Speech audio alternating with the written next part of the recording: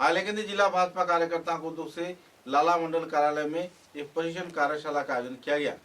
11 बजे से यह प्रशिक्षण कार्यशाला शुरू हुआ। कई स्तर के पदाधिकारियों ने इस कार्यक्रम में भाग लिया। आखिरकार वर्ष 2026 के विधानसभा चुनाव में मंडल सभापति अभिजीत आचार्य ने कहा कि बीजेपी के 121 नंबर विधानसभा आसन में नए प्रार्थी दिया जाएगा और इसमें बीजेपी के कोई भी प्रार्थी अगर टिकट मिलता है तो वे लोग उनके सहयोग में कार्य करेंगे। कई और पहलुओं को लेकर इस दिन विस्तारित उजागर किया गया। इस दिन की इस कार्यशाला में बीजेपी कर्मी संजय कुमार दे, सूरज सेन, संजय राय, गोविंदलाल चतुर्थी, राजू प्रसाद कोरी व दूसरे कई हस्तीगण भी मौजूद थे। अंतर्गत आछे बुथगुलोते काज करे आसे जार जन्य आज के আমরা সবাইকে নিয়ে কর্মশালা করলাম। এই কর্মশালার মাধ্যমে আমাদের আগামী যে মূল লক্ষ্য আমাদের 2026 সেই 26-এর লক্ষ্য করে আমাদের সংগঠন বুঝ করে কীভাবে নিয়েছে সেটার আজকে কর্মশালা। একটা স্পেশাল রিভিশন সম্বন্ধে জানতে চাইবো, সেটা এসআর সম্পর্কে চলছে আসামি।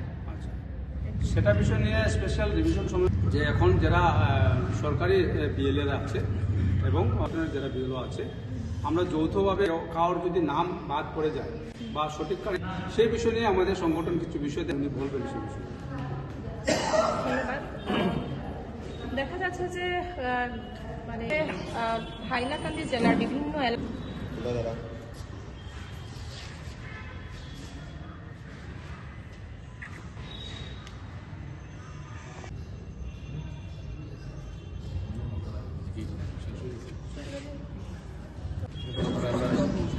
দেখুন, ব্যাপার হচ্ছে এই বিষয় নিয়ে আমি কোনো কমেন্ট করতে যাব না, কারণ হতে পারে আমার এই বিষয় নিয়ে কমেন্ট করা আমার মনে হয় না আমি এই বিষয় নিয়ে কমেন্ট করব। আর বাকি যেটা আছে আমি আগে বলে দিয়েছি, আমার হাইকমান্ড আছে, নির্বাচন সমিতি আছে, সেই বিষয় নিয়ে চর্চা করব। বাকি তো আমাদের সংগঠন যেটা আছে স্টেট প্রভারী হওয়ার পর প্রত্যেক মন্ডলকে বলা হয়েছিল যে প্রবাসের ব্যবস্থা করা। যাই হোক, সেই কথাকে লক্ষ্য করে আজকে আমরা যারা প্রবাসী আছে তাদেরকে একজন একজন করে আমাদের লালা মণ্ডলের অন্তর্গত আমাদের যারা প্রবাসী যারা প্রবাস করবেন আগামী বুথে গিয়ে ওদের জন্য একটা আমরা সাংগঠনিক আজকে প্রশিক্ষণ নিচ্ছি, মানে কর্মশালা, যে বুথে গিয়ে কীভাবে কাজ করবেন, বুথে কী দায়িত্বে আছে, এগুলো নিয়ে একটা কর্মশালা আমাদের আজকে লালা মণ্ডলে আজকে হয়েছে। এখানে আমার মণ্ডলের প্রভারীও ছিলেন আর জেলা থেকে আরও দায়িত্বশীল ব্যক্তিরাও ছিলেন। বর্তমানে আমাদের রাজ্যিক নির্দেশে আমাদের এলএসি ইনচার্জ, ইলেকশন ইনচার্জ যিনি আছেন আমাদের সুরজ দা, উনিও ছিলেন। তো ওইটা কর্মশালা বিষয় নিয়ে আজকে অনেক সময়। নির্বাচন যত ঘনিয়ে আসছে এবং প্রতিদ্বন্দ্বীদের দৌড়ঝাঁপ শুরু হয়েছে, বিজেপি থেকে কাকে দেখা যাবে? না দেখুন, বিজেপি থেকে কাকে, আমরা তো আগে বলেছি যে আমরা কাছে ক্যান্ডিডেট একটাই, পদ্মফুল।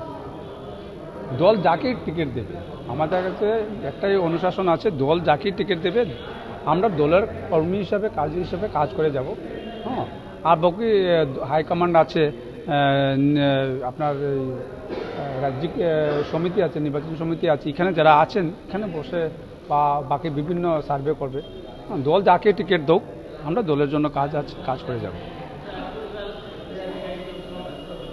শুধু হাইলাকান্দি সমষ্টি নিয়েও চলছে, কিন্তু আলগাপুর কাটলিছড়ায় কাকে প্রার্থী দেওয়া হবে? এটা বিষয় তো আমারও সঠিক জানা নেই, আলগাপুরের বিষয়টা কী হয়ে দাঁড়াবে আর হাইকমান্ড কী চিন্তাধারা নেবে আলগাপুরের বিষয় নিয়ে।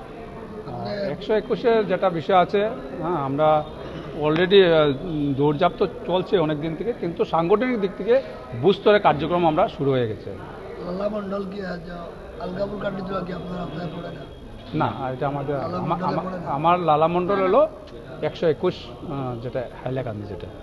উনি বলতে চাইছেন যে আলগাপুর কাটলিছড়ায় রাজনৈতিক মহলে গুঞ্জন চলছে যে সেখানে বহিরাগত হলে মানে ভোট দেবে না, এই ধরনের একটা প্রশ্ন গুঞ্জন চলছে। মানে ওই জায়গারই প্রার্থী হতে হবে অনেকে, মানে আলগাপুরের কথা বলছেন, জনগণ বলছে। দেখুন, জনগণরা অনেক সময় অনেক কিছু কথা বলে থাকে, কিন্তু আমাদের দলীয় যারা কার্যকর্তারা আছে একটা অনুশাসনে থাকে। বিভিন্ন লোকরা বিভিন্ন ধরনের কথা বলতে পারে, বাস আমরা দলের নির্দেশ মতো পালন করে যাব, এটা আমাদের মূল বিষয়।